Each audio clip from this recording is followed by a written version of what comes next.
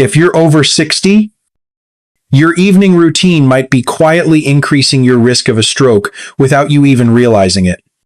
Many people believe that once the workday ends, it's finally time to relax, unwind, and enjoy a good meal or a glass of wine.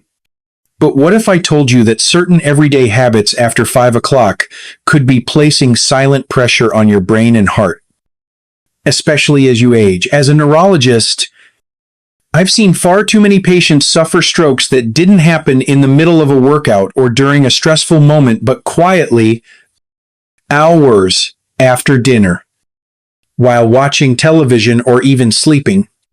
The truth is stroke risk isn't just about what happens during the day. It's deeply influenced by how you eat, move, drink, and sleep in the evening.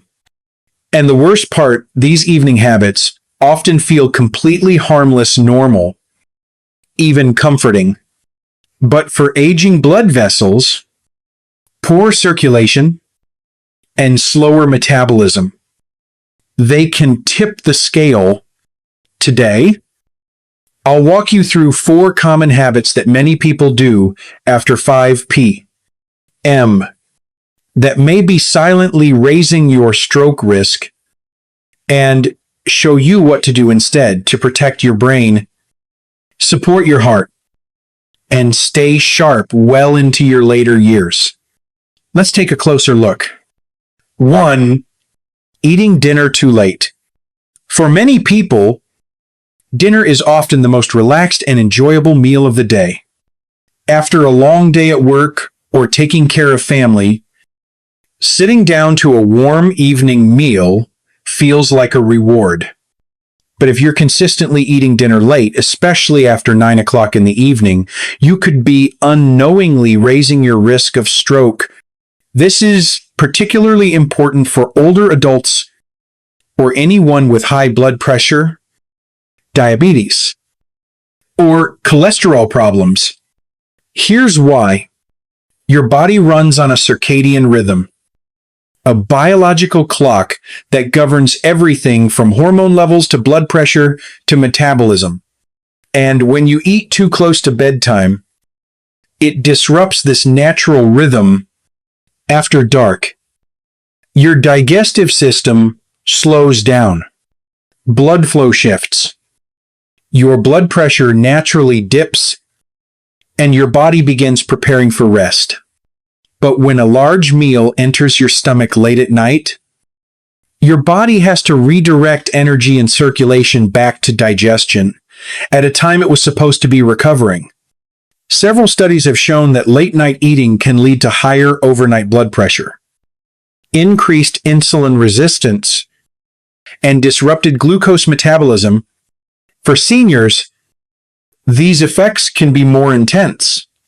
Your arteries may already be stiffer, your insulin response slower, and your metabolism less efficient.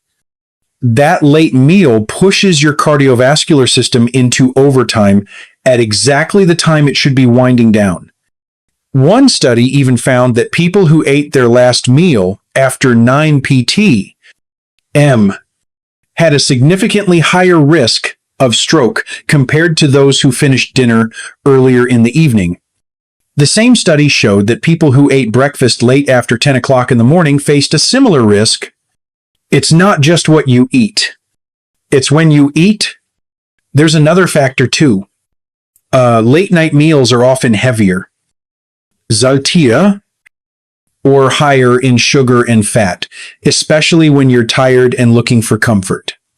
These choices only add more burden to your heart and blood vessels. A full stomach during sleep also puts pressure on your diaphragm and lungs, which can interfere with breathing and oxygen flow, especially dangerous for people with sleep apnea or mild heart conditions. The solution is simple but powerful. Shift your dinner earlier. Aim to eat no later than 7 o'clock in the evening. If you get hungry afterward, opt for a small, light snack like a few almonds or a slice of apple. Avoid heavy, spicy, or high-fat foods late at night. Give your body at least 2 to 3 hours to digest before heading to bed. Not only will you sleep better, you'll also reduce inflammation, stabilize your blood pressure, and protect your brain from the silent risks that build overnight. Because stroke prevention doesn't just happen in the hospital or doctor's office, it happens at your dinner table. 2. Sitting too long after dinner. After a long day, it's tempting to enjoy the evening by sinking into the couch, turning on the television, or scrolling on your phone for hours. While rest is important, especially in older age, spending too much of your evening sitting still can quietly raise your risk of stroke. You may not feel the danger in the moment, but prolonged inactivity, especially after a meal, can reduce circulation, elevate blood sugar, and contribute to blood clot formation, all of which increase stroke risk over time. Here's what happens inside your body. After you eat, your digestive system draws blood toward your stomach and intestines to process the food. If you remain sitting or reclining for long periods afterward, blood flow slows, especially in your lower limbs.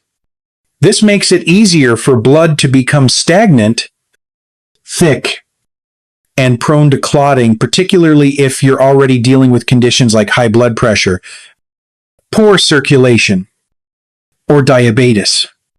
Studies show that sitting for more than 8 hours a day, particularly in the evening, is strongly associated with increased risk of stroke even in people who exercise earlier in the day. For adults under 60, the danger may seem small, but it builds slowly. For older adults, especially those over 65, the effects can be much more immediate. When you combine prolonged sitting with a high sodium or high fat meal, blood pressure spikes, inflammation increases, and the arteries can become more rigid, conditions that set the stage for a clot to form and travel to the brain. One study from the American Heart Association found that people who sat for long periods without getting up, even if they exercised in the morning, still had significantly higher markers of cardiovascular stress. Simply put, the body needs gentle movement throughout the day, not just during a single exercise session. So what can you do? The answer isn't to avoid rest entirely, it's to interrupt long stretches of stillness. After dinner, try taking a 20-minute walk. It doesn't have to be fast. Even a slow stroll helps stimulate digestion, lower blood sugar, and support healthy circulation. If walking isn't possible, stand and stretch every 20 to 30 minutes, or do light activities around the house. Washing dishes by hand, folding laundry, or even swaying gently while brushing your teeth can keep your blood flowing. Remember, it's not about burning calories. It's about keeping your body awake, active, and circulating. As we age, our blood becomes more sensitive to periods of stillness. By staying lightly active after dinner, you give your heart and brain a better chance to stay healthy through the night. Because when it comes to preventing stroke, even the smallest movements can make a powerful difference. Don't underestimate the danger of too much sitting, and don't overlook the power of simply standing up. 3. Drinking alcohol before bed. It may feel like a harmless routine, a glass of wine to unwind, a bottle of beer while watching television, or a small nightcap to help you sleep. But if you're over 60, drinking alcohol in the evening, especially before bed, can silently raise your risk of stroke in ways most people don't realize. As a doctor who has treated many older adults for sudden cardiac or neurological events, I've seen firsthand how a simple drink at the wrong time can quietly strain the heart, disrupt circulation, and affect brain function overnight. When you drink alcohol in the evening, several things happen inside your body. First, your blood vessels dilate or widen, which may feel relaxing, but it also causes your blood pressure to drop suddenly. At the same time, your heart rate increases to compensate, working harder to stabilize your circulatory system. While a younger person's body may adapt quickly to these changes, an older adult cardiovascular system is less flexible. Add in factors like high blood pressure, elevated cholesterol, or a history of heart disease, and this sudden drop in pressure combined with a racing heart can create the perfect conditions for stroke. But the risks go even deeper. Alcohol interferes with your body's natural sleep cycle. While it might help you fall asleep faster, it leads to lighter, more fragmented sleep during the second half of the night. This disruption can affect how your brain and heart function as you rest. During deep sleep, your blood pressure usually dips. This is known as nocturnal dipping, and it's a critical recovery period for your arteries. Alcohol blunts this effect, keeping your blood pressure elevated all night and reducing the repair and reset your body needs. Over time, this lack of nighttime recovery contributes to long-term vascular damage and raises your risk of both stroke and heart disease. In addition, alcohol is dehydrating. It promotes fluid loss through urine and can lead to thicker, more concentrated blood overnight, especially if you go to bed without drinking enough water. Dehydrated blood flows more slowly, clots more easily, and places added strain on an aging cardiovascular system. I've seen patients wake up with headaches, confusion, or weakness signs of small strokes that occurred quietly during the night, with alcohol playing a key role. What's the takeaway? If you enjoy the occasional drink, consider shifting it earlier in the day, preferably with food and never within 2 to 3 hours of bedtime. Avoid combining alcohol with heavy meals, smoking, or evening medications that affect blood pressure or heart rhythm. And above all, remember that your evening routine has a powerful influence on your overnight health. What feels like a small indulgence could quietly raise the risk of a life-changing event. Make the smarter choice, not just for your sleep, but for your heart and brain. For staying up too late at night. In today's world, staying up late feels normal. Maybe it's a favorite television show, a few extra emails, scrolling through your phone, or just wanting a little quiet time after a busy day. But if you're over 60, going to bed too late can quietly increase your risk of stroke, and most people have no idea it's happening. As a doctor who specializes in brain and vascular health, I can tell you that your bedtime matters more than you think. Your body follows a natural circadian rhythm, a built-in clock that regulates everything from hormone release to blood pressure, body temperature, and even how your blood vessels expand and contract. Disrupting this rhythm by sleeping at irregular hours or staying up late can throw your system off balance. One of the most critical changes is in blood pressure. In a healthy person, blood pressure follows a pattern. It rises in the morning, stays stable during the day, and gently dips at night. This dip is crucial because it gives your arteries and heart a chance to rest and recover. But when you stay up too late, especially past midnight, this natural dipping is interrupted. Your blood pressure may stay elevated throughout the night, increasing wear and tear on your blood vessels. Over time, this damage builds up. The arteries leading to your brain can stiffen, develop tiny cracks, and become more vulnerable to clots. Combine that with common age-related issues like hypertension, diabetes, or high cholesterol, and you've created the ideal conditions for a stroke. And it's not just theory, research backs it up. Studies show that adults who sleep fewer than 6 hours a night or go to bed at very inconsistent times have significantly higher rates of stroke and heart disease.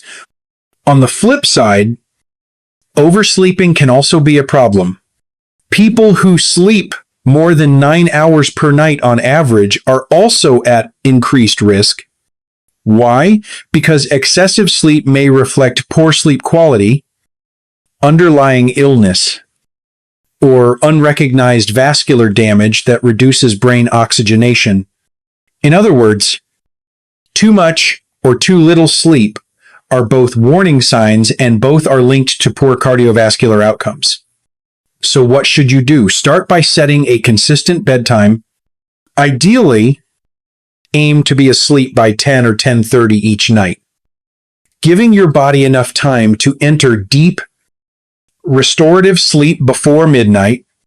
Avoid caffeine, alcohol, and screens in the hours leading up to bed, as these can delay melatonin production and disrupt your sleep cycle. And if you find yourself struggling to fall asleep early, try a calming bedtime routine, gentle stretching, dim lights, a warm shower, or reading a physical book. Sleep is not just rest, it's repair. Every night, your brain and heart rely on you to give them the conditions they need to recover and protect you. Staying up late may seem harmless, but over time, it adds up in ways that are hard to see until something goes wrong. Choose an earlier bedtime, protect your rhythm, and let your body do the work it was designed to do. Heal. Conclusion: a silent evening. A powerful impact. As a doctor focused on stroke prevention, I've seen time and time again how the smallest habits, especially after 5 o'clock, can quietly shape someone's future. We often think of heart attacks and strokes as events caused by genetics or bad luck.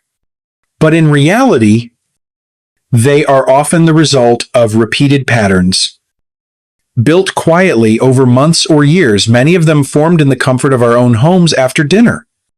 Eating late at night, staying too long on the sofa, reaching for alcohol to unwind, or falling asleep far past midnight might feel like harmless routines. But for older adults, especially those with high blood pressure, elevated cholesterol, or poor sleep, these small actions can gradually chip away at the body's balance. They raise inflammation, strain the heart, disturb blood sugar, and interrupt the natural rhythms that protect your brain and vessels during sleep. And when combined, these factors don't just add up, they multiply your risk. The good news: these risks are not fixed. They're changeable. And even small adjustments can make a big difference. Try shifting dinner earlier. Take a short evening walk instead of immediately sitting down. Swap alcohol for herbal tea. Turn off the lights by 10. These aren't just healthy tips, they're acts of protection. They're ways of respecting the years you've lived and defending the ones still ahead. Aging doesn't mean losing control. It means gaining wisdom to see what really matters. And sometimes what matters most is not what we do during the day, but what we allow after the day is done. Because in the stillness of evening, your body begins the work of healing. Honor that time, support it, and give your heart and brain the peace they need to keep you strong, independent, and, well, for years to come.